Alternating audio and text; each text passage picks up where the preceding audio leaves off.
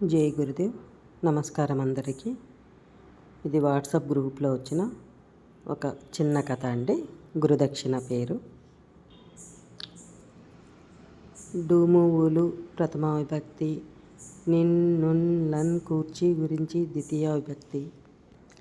Telugu master guarantee ఆ క్లాస్కే కాదు school మొత్తం భయం. క్రమశిక్షణకి మారుపేరు మాస్టారు. అల్లరి చేసిన వాడి వీపు వంచి గుల్లదెబ్బ ఒకటి వేశారంటే చాలు స్కూల్ మొత్తం వినపడేది. ఆ శబ్దానికే పిల్లలకి చచ్చేంత భయం. కర్ర విరగకూడదు, పాము చావకూడదు అనేది ఆయన సిద్ధాంతం. దెబ్బ తగల్లేదు కానీ ఆ శబ్దానికే బిక్కచచ్చిపోయేవారు కుర్రవాళ్ళంతా. నేను ఈల వేస్తే గోలకొండ ఎగిరిపడతది, నేను ఈల వేస్తే గోలకొండ అదిరిపడతది, దివికి దివికి దిమాడి గుబుకు గుబుకు గుమాడి, దివికి దివికి దిమాడి గుబుకు గుబుకు గుమాడి అంటూ పెద్దగా ఈల వేసుకుంటూ ప్లేగ్రౌండ్లో ఉన్న ఉసిరి చెట్టెక్కి కోసిన ఉసిరికాయలు ఒక ముచ్చి కవర్లో వేసుకొని క్లాస్ రూమ్లోకి అప్పుడే ఎంటర్ అయిన సీనుగాడు. పాఠం చెప్తున్న తెలుగు మాస్టర్ గారిని చూసి గతుక్కమన్నాడు. భయంతో బిక్కచచ్చిపోయాడు. వాడి పై ప్రాణాలు పైనే పోయాయి. తెలుగు మాస్టర్ గారు యాక్చువల్గా ఆ రోజు సెలవు, స్కూల్కి రారు అనుకున్న సీనుగాడికి పాపం మాస్టర్ గారు లీవ్ క్యాన్సిల్ చేసుకొని క్లాస్కి వచ్చారన్న విషయం తెలీదు. ఎంచక్కా తెలుగు పీరియడ్ని ఉసిరికాయల కోసం కేటాయించుకున్నాడు. ఒరేయ్ ఇలా రారా. మాస్టారి కళ్ళు చింతనిప్పుల్లా ఉన్నాయి. భయంతో ఉసిరికాయలన్నీ అక్కడే కింద పడేశాడు. పిల్లలంతా ఒకంత భయంతో ఒకంత ఆతృతతోనూ చూస్తున్నారు ఏం జరగబోతుందా అని. అంతలోనే ధామ్ ధామ్ అంటూ గట్టిగా 2 శబ్దాలు వినబడేసరికి సీనుగాడి పని అయిపోయింది వాళ్ళ అనుకున్నారంతా. వెధవ, నీ తల్లి తండ్రి అంతంత ఖర్చు పెట్టి నిన్ను చదివిస్తుంటే నువ్వు చేసే ఘనకార్యం ఇదా? చదువు లేకపోయినా పర్లేదు, క్రమశిక్షణ లేకపోతే ఎలా? పెద్దయ్యాక ఏం సాధిద్దామని, అంట్లు తోముకొని బతుకుదామని అనుకుంటున్నావా? మాస్టారి గారి తిట్ల సునామీకి అడ్డులేదు. అంత కోపం అతనిలో మునిపెన్నడూ చూడలేదు. ఎవరు పిల్లలు క్రమశిక్షణ లేక చెడిపోతున్నారన్న బాధ ఆయన కళ్ళలో రౌద్రమై తాండవిస్తుంది. సీనుగాడు అది చూసి తట్టుకోలేకపోయాడు. ఒకటే ఏడుపు. ఇంతలో మిగిలిన క్లాస్ టీచర్స్, హెడ్ మాస్టర్ గారు వచ్చి తెలుగు మాస్టర్ గారిని శాంతింపచేయడంతో పరిస్థితి కుదుటపడింది. తుఫాన్ తర్వాత ప్రశాంతత ఎలా ఉంటుందో ఆ క్లాస్ రూమ్ను చూస్తే అర్థమవుతుంది. కానీ ఈ సంఘటన తర్వాత మాస్టర్ గారు అన్యమనస్కంగా ఉన్నారు. మిగిలిన పాఠం చెప్పే మూడు లేక పిల్లలకి ఏదో వర్క్ ఇచ్చేసి అక్కడి నుంచి వెళ్ళిపోయారు. ఈ ఘటన జరిగి చాలా రోజులైనా సీనుగాడికి మాత్రం మాస్టర్ గారిపై కోపం తగ్గలేదు. ఆయన అంటే బాగా అయిష్టం పెంచేసుకున్నాడు. ఆయన కనిపించకుండా తిరుగుతూ జాగ్రత్త పడుతుండేవాడు.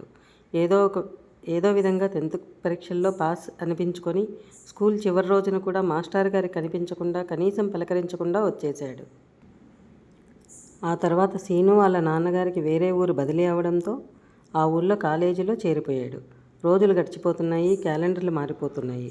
అవి రోజులా లేక కళ్ళాల్లేని గుర్రాల్లా అన్నట్లున్నాయి. తెలుగు మాస్టారి చిన్నమ్మాయికి మంచి సంబంధం కుదిరింది. తను పనిచేసే రోజుల్లో ఏవో లోన్లు అవి పెట్టి మెల్లగా పెద్దమ్మాయి పెళ్లి చేసేశారు. ఇప్పుడు చిన్నమ్మాయి పెళ్లి కోసం తను జాగ్రత్త చేసి కొనుక్కున్న కొంత భూమిని అమ్మేద్దానని నిర్ణయించుకున్నారు. కానీ తనతో పాటు కొంతమంది కలిసి కొన్న ఆ జాగా ఉన్న ఏరియాలో ఏవో కొన్ని వివాదాల కారణంగా భూమిని అమ్మడానికి ప్రభుత్వపరంగా కొన్ని అడ్డంకులు ఉన్నాయి. ఈ అడ్డంకులు తొలగితే కానీ తాను అమ్మే పరిస్థితి కానరాకపోవడంతో తెలిసిన వ్యక్తుల సలహా మేరకు జిల్లా కలెక్టర్ గారిని కలిస్తే పని జరగొచ్చు అని చెప్పడంతో కలెక్టర్ గారిని కలవడానికి అపాయింట్మెంట్ తీసుకున్నారు మాస్టర్ గారు. అబ్బే కుదరదండి, రూల్స్ ఒప్పుకోవు, ఇప్పుడున్న కండిషన్స్ ప్రకారం అస్సలు కుదరదండి అంటూ పంపేశారు కలెక్టర్ గారు. 2-3 సార్లు అతను చుట్టూ తిరగవలసి వచ్చింది మాస్టారికి. మీరు ఎన్నిసార్లు నా దగ్గరికి వచ్చినా ప్రయోజనం లేదు సార్. ఈ విషయంలో నేను ఏమీ చెయ్యలేను. నా పరిధి దాటిపోయింది. మీ వలన అవుతుంది అంటే వెళ్ళి మంత్రి గారిని కలవండి. ఏమైనా చేయగలిగితే ఆయనే చేయగలడు. దయచేసి వెళ్ళిపోండి అంటూ కరాఖండిగా చెప్పేశాడు కలెక్టర్ శ్రీనివాస్. చేసేది లేక మాస్టారు మంత్రిగారి అపాయింట్మెంట్ కోసం ప్రయత్నించసాగారు. ఎట్టకేలకి తనకు పరిచయాల ద్వారా మంత్రిగారి అపాయింట్మెంట్ సాధించారు. సార్, ఎవరో రిటైర్డ్ తెలుగు మాస్టర్ గారంట ఆ జాగా విషయమై అడ్డంకులు తొలగడానికి మీ అనుమతి కావాలంటున్నారు. కుదరదంటే వినిపించుకోవట్లేదు. అమ్మాయి పెళ్ళి అంట, ఎలాగైనా మిమ్మల్ని కలవాలంటున్నారు. ఇదిగో ఇవి అతని వివరాలు అంటూ ఆ ఫైల్ని మంత్రిగారి టేబుల్ పైన పెట్టి వెళ్ళిపోయాడు సెక్రటరీ. కాసేపు ఫైల్ని క్షుణ్ణంగా పరిశీలించిన తర్వాత మాస్టర్ గారిని లోపలికి పంపించవలసిందిగా ఫోన్ చేసి సెక్రటరీ గారికి చెప్పారు మంత్రి గారు. రండి, కూర్చోండి, మీ వివరాలన్నీ చూశాను అంటూ మాస్టర్ గారిని సాదరంగా ఆహ్వానించారు మంత్రివర్యులు. ఈ భూమి విషయమై కొన్ని అడ్డంకులు ఉన్నమాట వాస్తవమైనా మీ కేసు జెన్యూన్ కాబట్టి తప్పకుండా సహాయం చేస్తాను. మరేమీ పర్లేదు, మీరు నిశ్చింతగా ఉండొచ్చు అంటూ ఫైల్ మీద సంతకాలు పెట్టి సెక్రటరీని పిలిచి త్వరగా క్లియర్ చేయమంటూ ఆదేశాలు జారీ చేశారు మంత్రిగారు. మాస్టారు ఉప్పొంగిపోయారు. గత 3 నెలల నుంచి తిరుగుతున్నా పని కాలేదు.